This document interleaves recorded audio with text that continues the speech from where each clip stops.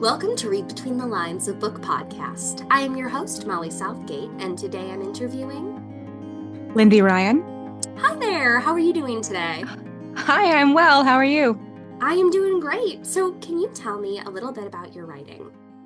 Sure. Well, I'm a 90s girl, grew up in the 90s, so I have this deep love of all things kind of strange and spooky. So my writing tends to follow along the lines of what we like to call cozy horror. So spooky, with a lot of humor and a lot of heart, but just enough to get the blood running, not enough to be too scary. And can you give me a little description of your most recent novel? Sure. So my brand new book is Another Fine Mess. It is the second book in the Bless Your Heart series and picks up right where Bless Your Heart left off following our four generations of Southern monster slayers in 90s Southeast Texas.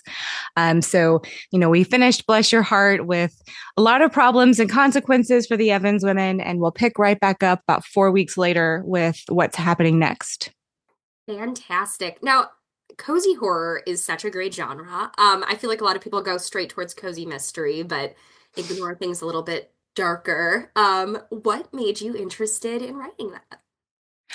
I always tell this story about Bless Your Heart that it started as like an exorcism or like a grief exercise. But I was born and raised in the South. I was born and raised by my mother and grandmothers. So I come from this kind of line of these strong, independent women. And my grandmothers have both passed away, and my mother's chronically ill. So I started writing Bless Your Heart really as an exercise to kind of see my grandmothers again and write an alternate story. And have their voices back on the page and maybe give them a little bit of a happier ending in their fictional world, which is ironic, I know, if you've read the books. It really just started that way. And then it just took on a life of its own. These women, based on my family members, became mothers and grandmothers to so many readers.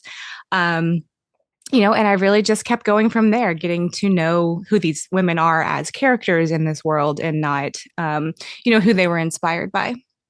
That is so beautiful. When you first started writing it, did you know that that was something you wanted to share, or was it a more personal project?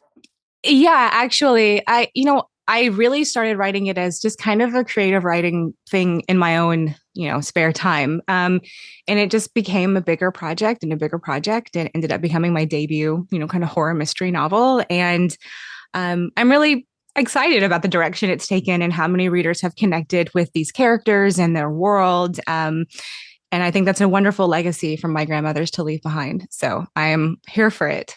Oh, that so is. Can you share a little bit more about the process of creating them as characters when they are based on people that you do have in your family?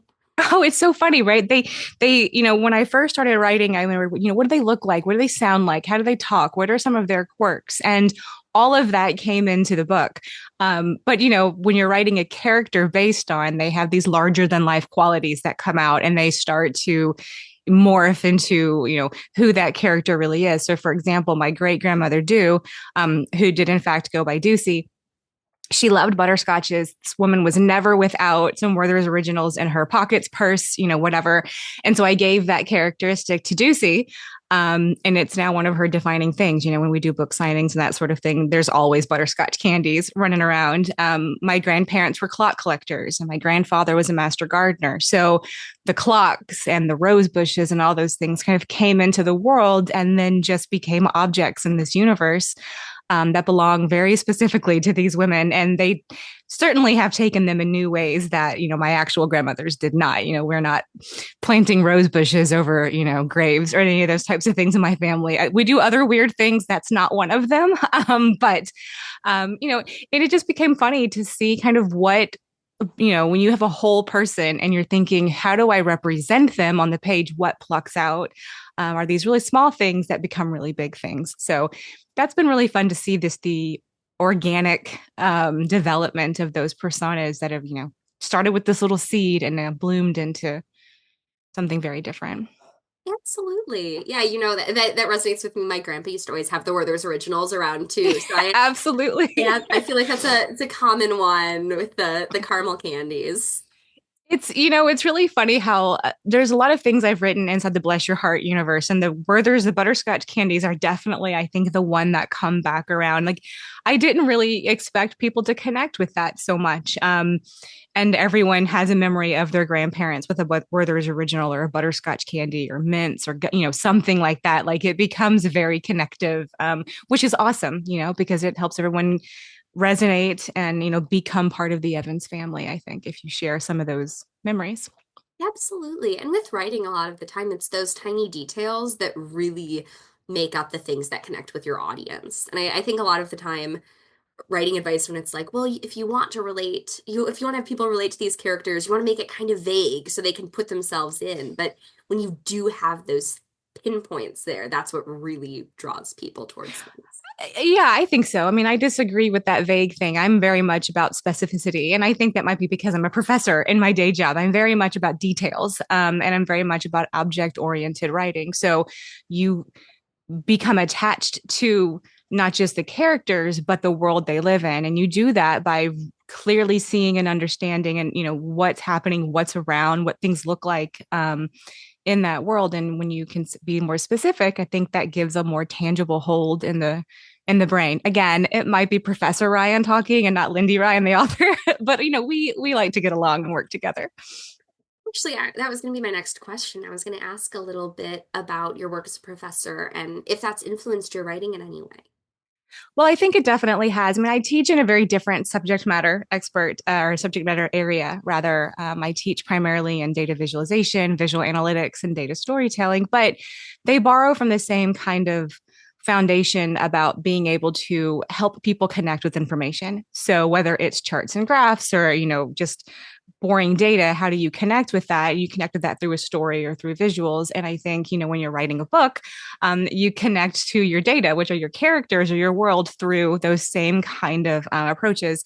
So I at least pretend that there's definitely an influence there. But I think more importantly, my academic background has influenced my writing just because I am a researcher. So um, I tend to over research. I get really caught up in details. I get really caught up in real true story. I mean, like the Bless Your Heart series not only is inspired by my family, but set in a fictionalized version of my hometown, which has a really interesting history as well as some really interesting folklore. And that's something I have brought into the Bless Your Heart universe, slowly in the first book, more in the second book. And we'll see where it goes from here. But so I think that those elements give a lot of texture and layers to a story and give, fun trivia or things that are fun to explore on your own. For example, in Another Fine Mess, the town or the Evans women and their law enforcement friends have sort of pinned these gruesome attacks from the first book on rabid coyote wolves that are, loose in the area.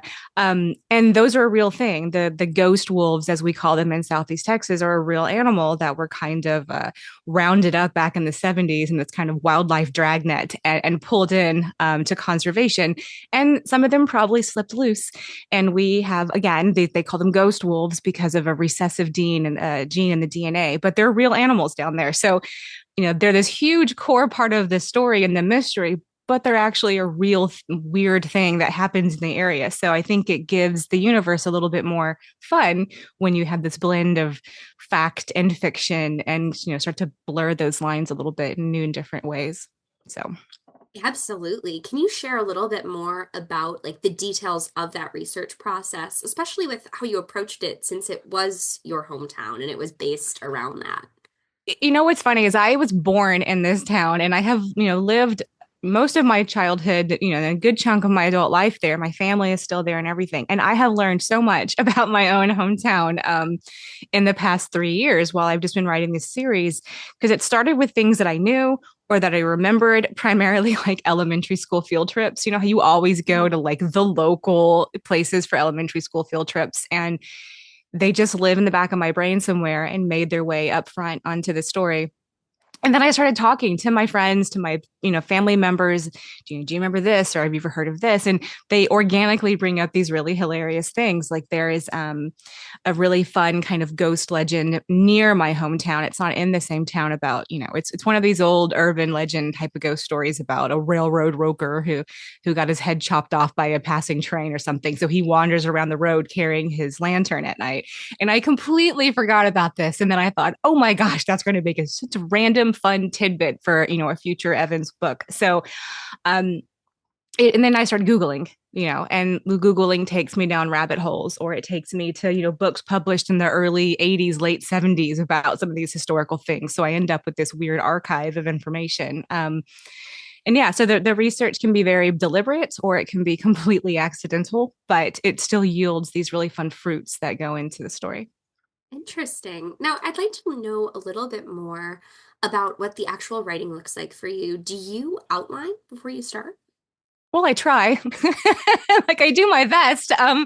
With writing mysteries, one of the things I have learned, because I never would have considered myself a mystery writer ever. And I still don't, which is the funny part. Like I'm a horror girl. And this book kind of became a mystery because we're trying to figure out what's behind this attack, what's behind these problems. And so when my editor at Minotaur and I started kind of talking about this, we really looked for ways to, bring that mystery up front because Minotaur is, a mystery house. So it's been this really interesting kind of creative process for me to shift my thinking from this is the antagonist or the problem or the whatever that's occurring starting all this and think actually what if we don't know and we have to discover that process through the story. So it's been a little bit of a discovery process for myself as a writer, figuring out how to lay that groundwork and lay those seeds. Luckily, in this series, it's kind of innate to the world, so easier to do. But it still gives me a little run for my money trying to catch up and stay two steps ahead of the reader or of the character. And these are smart women; these are smart characters. They know a lot more than me, little old me with the pencil does. So it's definitely a creative challenge to stay ahead of the story. But I've discovered this funny thing happening where I accidentally lay down some seed that I later get to pull. So I do like to leave like threads that are fraying somewhere so I can go back and pluck them back out. And that tends to happen really organically. I think, my grandmothers want their story told, so they must be passing down some secrets from the other side or something to encourage the story because sometimes things just work out in this beautiful kismet way and I definitely was not smart enough to plan them that way, so I'm just going to say it's a otherworldly intervention. It's the best part of writing. I mean, some people call it like the flow state, some people call it like intervention, all different things. I've heard every descriptor imaginable on this show. Do you ever feel like the characters kind of make their own choices away Oh from you? God, yes. Yes, absolutely. You know, in the Bless Your Heart series, there are many characters are POV characters. So it's not one narrator telling the whole story. You've got 6, 7 narrators contributing to their moments in the story as we go through. And some of them are more easygoing than others. Some of them are very stubborn. They want things to go one way, or, I just get really attached to this idea. And then sometimes I write this idea that I'm really in love with, and an editor and a reader will be like, "No, don't do this." So I'm like, "Okay, I'm going to do it, but let me figure out what to do next." And so that's always my compromise is, no, we're still going to do this, but let's see, how we can take this, this powerful or contentious or disputed moment and use it, inside the world, inside the stories. But Ducey Evans is the matriarch of the Evans family. Um, After taking over from her mother, Pi, who we get to meet in the second book. And she definitely is headstrong and wants her way. So I think that character in specific has been very strong willed, I guess we could say, as we go along. And, I'm totally okay with that. It's their story, right? Absolutely. Yeah, I think that's the problem of writing strong-willed characters too. It's like Yeah, they get we'll real always repeat bossy. them because you're writing them. It's like, why are you why are you doing that? I didn't ask you to do that. They get real sassy. Yeah. But it's fun. I think it's really fun to, have a preconceived idea or a notion. And I do tend to be a little bit more of a plotter because with mysteries, you kind of gotta make sure you know where things are going to be able to keep the train moving. But I like to leave space for those, character stomps where they say, no, we really want to do this way, or no, she wouldn't say that. This is not how she would react, or, whatever. And let it be authentic in that way. Hmm. So, especially coming at it from the perspective of someone that is more horror focused, how do you kind of balance the elements of mystery, horror, the cozier elements of the story altogether? Yeah, that's an interesting juggling act because I want to be able to hit that sweet spot of that cozy horror. So you still need this a little bit of the spook and a little bit of the scare, but we don't need the jump scares, right? You don't need like the gore or the grisliness, which I do love. So I'm a big comedy horror fan. Like my genre sweet spot as a consumer of, books or film. I love stuff that is bizarre and ridiculous and should be horrifying, but it's not because it's delivered kind of, in a humorous way or in a heartfelt way. And I think finding that balance is really, really difficult, especially in a novel, because you don't have the benefit of, soundscaping or visuals or something like that to kind of shield you from, the real horror. So you have to rely on your characters and, their strong-willed personalities or, the world you've created to kind of, you know, give that context through. So writing those scenes is challenging. And then plus I'm writing a book about effectively zombies in a funeral parlor. And because I am so obsessed with being correct or focusing on the details or showing things authentically, I do a lot of research in, spending time in funeral parlors, interviewing coroners and people who are experts in these fields because I want it to be realistic, but I don't want it to be gross. And that's a super difficult. Like, how do I talk about preparing a body for burial without being gross? It is innately kind of gross, but it's also very beautiful and it's also very dignified if you think about it. So I think it's just, choosing the right or crafting the right language and the right environment for those things goes a long way to writing a horror novel that's not scary, but still Hmm. has the element of spook. So humor, make some light jokes, be a little ridiculous about it. And try to keep always that kind of dignity about it. But yeah, it's definitely a challenge, and every scene is different. And every whose characters seeing this or experiencing this also affects how the story is delivered. So it's a always something to be aware of and think about. So as I'm writing. Absolutely. I think it's especially difficult if you are a fan of horror already. I know that personally my bar is broken. So I'll say to people like, "Oh, here's a funny story," and I'll share something and they'll look at me and they're like, "That's terrifying. Where do you find the comedy in that?" And it's I relatable fact for sure. I mean, I think things are hysterical that other people find, terrifying. And I was at dinner with some girlfriends the other night and I pitched this idea of a story I wanted to write involving a Ouija board, and we all grew up with playing with Ouija boards or playing Bloody Mary or Candyman or, these levitate, lies of feathers, stiff as a board, games when we're girls.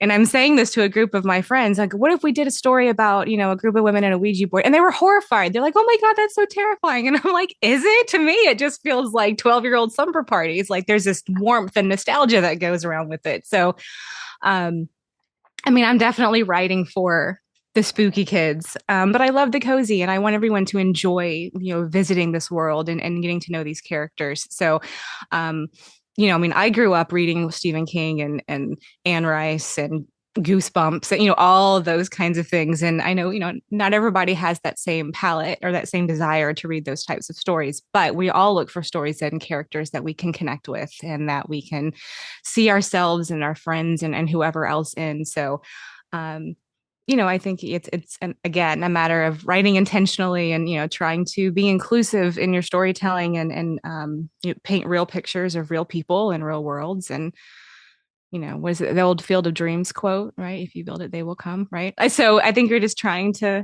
be part of a story together. Absolutely. Can you share a few of your touch points for the audience of like books or movies that kind of informed the writing of this in some way or the way that you write in general? Oh gosh. Well, for Bless Your Heart, yeah, I am a very method in my writing. I think I definitely look for music or movies that inspire. Um, I'm big on banter, so I'm always looking for great dialogue and things. Um, but I definitely have like this curated list of movies, TV, whatever that go for every one of my projects. And for the Bless Your Heart world, um, since I'm writing about a group of Southern women in the 90s, I tend to look for things that this is basically one of the characters. Luna is 15. She's the youngest character in the book, but she's basically Lindy at 15 in this world. So I'm like, what was Lindy doing back in, 98, 99? I know exactly what Lindy was doing. So um, I see Bless Your Heart, it gets compared to or like a Golden Girls or Steel Magnolias or something like that. Fried Green Tomatoes comes up. So those types of kind of, stories that deal with really difficult subject matter. In Steel Magnolias, they were dealing with, you know, uh, illness and death and losing a child and getting out of domestic abusive relationships and these types of things. And Fried Green Tomato, we're looking at incredible racism in the South and heavy, heavy topics, but they're told with levity and they're told with heart. So I really love that storytelling. I also, as coincidentally, grew up with Dolly Parton, Jane Fonda, and Lily Tomlin were like my three biggest influence. I mean, I remember being a little girl, 6, 7 years old, sitting on my dude's carpet in the living room watching 9 to 5 on television. And my grandmother, as it happens, bears a striking resemblance to Lily Tomlin. So anything that I can see Lily and Jane in is going to be, hugely inspirational because I kind of have this weird brain trick where I see Lily and I see my grandmother and I just have a really hard time disconnecting those two women. So I watch a lot of Lily Tomlin Did you movies watch and Grace and TV. Frankie? Oh, hundreds of Oh, times, I love, hundreds of times. I I adore love that Grace and show. Frankie. I love everything about Grace and Frankie. I think it's such a fan. The writing is so brilliant, and the way that they, show these two older women going into a new phase of their life, starting over in their 70s. Like it's a powerful, inspirational story, and it's very real. They go through all sorts of real things that women go through in their lives, and they're not funny, and they're not pretty, and they're not nice, and right, and kind of like horror. And they're able to tell that story with so much heart and so much warmth. I would never call Grace and Frankie cozy horror, but it definitely has so many similarities in the balance that I look for in this series. Absolutely, absolutely. Yeah, I was wondering too because you were just naming some of my favorite movies, and I was like, I've got a feeling we'll fall to. Yeah, I have such a deep love of those things. I mean, I just watched 9 to 5 again the other day, and I was cracking up because I have a new book coming out in 2026 that's not connected to the Evans world, and I haven't seen 9 to 5 in easily a decade. And I just watched it the other day, and there was a scene in there, and I realized how much it had informed or inspired a scene in this new book that I had no idea. Like, so these things just kind of live with you and become part of you. There's a scene in Another Fine Mess that was very inspired by a scene from Casper. If you remember Casper of old, yeah, like back in the mid 90s, that probably came out early to mid 90s, and Buffy the Vampire Slayer, the original movie with Christy Swanson. So, it's funny how those things will become part of your DNA almost, and they live under your skin and they come out in your stories. And I think that's the most magical moments. Because I love the nostalgia of it. And I want readers to, experience that same nostalgia. So we pull from our collective conscious, I think. Absolutely. So you mentioned earlier also having music inform some of your writing. I'd love to know, do you listen to music while you write, or is it more like just in general, you kind of have it in your head and you're thinking about it as you're writing? Oh gosh, yeah, I definitely do. I mean, I have soundtracks or like little playlists that I put together for each of my books. I mean, the Bless Your Heart and Another Fine Mess, they happen a month apart. So they're kind of just one giant playlist at this point. But I definitely do listen to certain music that I remember or music that kind of gets me thinking about something. A lot of late 90s hits obviously are going in. But sometimes I just listen to rain or fireplace sounds are my favorite thing. I mean, we have a big giant TV in my home office for the singular purpose of putting on either like a fireplace background, just so you hear that crackle and pop and you get that warm, cozy feeling.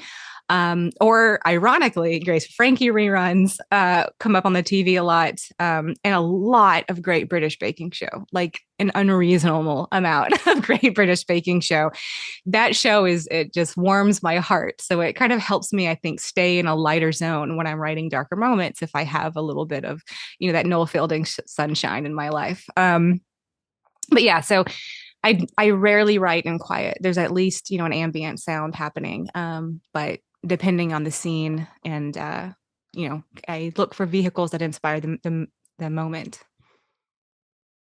Absolutely. I think that's so interesting. 'Cause I feel like a lot of the people, when I ask that question, say I need it to be completely silent or I need things without words. I'm also a writer who likes to have TV on while I write. I feel like it helps. But yeah, a It lot. does. Like in listening to the great banter of a great show like Grace and Frankie, I think kind of like gets your brain thinking and talking and responding to the characters or reacting to what's happening. And if I'm on the road, which I'm on the road a lot, go writing in the hotel lobby bar or a coffee shop down the road, because you get to hear conversations and chatter. And I think there's something really motivating about that, you know that life around you and how it can inspire a scene. Mhm. And then, there's always a place and time for, like, let me sit in my office in the dark with the crackle of the fireplace and write something, something gross. That comes out a lot too. So, for me, being a full-time writer, it's all about capsizing on the moments that are going to lend themselves to those scenes. So I think it's that method thing coming in. If I'm writing something really scary, I want to feel spooky. If I'm writing something, funnier, I want the injection of that cozy warmth from, wherever feels right to get it for that moment. Definitely. So, can you tell me a little bit more about how you started writing? Oh, sure. I think I've been writing as long as I can remember. I can't remember a time in my life where I wasn't actively trying to write something. I mean, even as a kid, there's this rather hilarious collection of like photos of me as a little girl with the funnies from the newspaper or a book, or the kind of a hysterical picture of me like with a typewriter, with my tongue sticking out. I don't know. That's apparently a thing I do when I'm very focused. But I always loved stories. I was a voracious reader as a kid. I'm still very much that day. The scholastic book fairs, like, I don't know why we don't have those for grown people, but I would love if, I just a know. right. I would buy all the books and all the bookmarks and the stickers. It would be great. But uh, so I always was reading, always writing, but I never pursued it professionally. I went to college and became a professor, and but during that life I was writing and publishing a lot. I mean, I as in the academic world, you're writing papers or articles or columns, and I published 3 textbooks and numerous book chapters, so writing has always been a part of me. But creative writing wasn't something I really attempted until just the past many years, like trying to pursue it in a professional level. And I did do a couple of sweet romance projects that are the film TV world. So some books that went to film, and but I, like I said, always that spooky horror girl. So it was always in me, trying to come out. And finally, like with Bless Your Heart, was the first book that I ever wrote. Really leaning in to that kind of core Lindydom. And here we are. And now I just can't stop. So now you just keep writing. You start writing and you keep writing. That is amazing. Well, I have had such a fantastic time talking with you today. Thank you so much for coming on the show. Thank you so much for having me. It's been fantastic. I just have one more question, and that Mhm. is, what do you have coming up? So I have a brand new project that's coming in 2026, from Minotaur. It is a standalone novel, so not in the Evans world, and it is a suburban slasher, with a heavy nostalgic twist. But it basically is about a woman whose family moves to suburban New Jersey, and she very reluctantly becomes part. Well, she's a horror writer, sorry, and this is brand new, so I'm still looking for the right words. But she's a horror writer who moves with her family to suburban New Jersey, and she very reluctantly gets involved with the local PTA. And then a doll masked killer starts attacking the PTA one by one, and we have to figure out who's doing it and why. So, suburban slasher with a good mystery vein, set in modern day, but definitely has some of that late 90s nostalgia coming in. And I think, what mom among us would rather face a serial killer than a PTA meeting? I mean, honestly, right? So I think I'm very excited. I think it's going to be a lot of fun. It's definitely inspired by my mom girlfriends. So I love being able to keep telling stories inspired by life. That's because what better escape from reality is the alternate version. So very excited about Dollface. So that'll be out in February 2026 from Minotaur Books. All right, I hope that everyone listening to this goes and checks out all of these fantastic books that we've talked about today. Thank you again for coming on the show. You're welcome back anytime, of course. I can't wait to talk about the new one. Absolutely. And for Read Between the Lines, my name is Molly Southgate. And I'm Lindy Ryan. Let's end this the way all great stories end. Happily ever after. The end. Thank you for listening to Read Between the Lines, a book podcast. You can follow the show on Instagram and Facebook at Read Between the Lines Podcast and on Twitter at RBTL Podcast. Make sure to follow the authors who I've been talking to hear all about their upcoming projects, and also because they're cool people. This show is hosted by me, Molly Southgate, and produced and edited by my dad, Rob Southgate. Read Between the Lines is a Southgate Media Group production, and you can find all the great content put on by the network at southgatemediagroup.com. You can read the story of how I and many other podcasters started in the anthology book Pod Life, which you'll find at the link in the show notes. Also in the show notes are links to buy the books featured on this episode. Using those links supports this show and the incredible authors being interviewed. Have a great week and keep reading.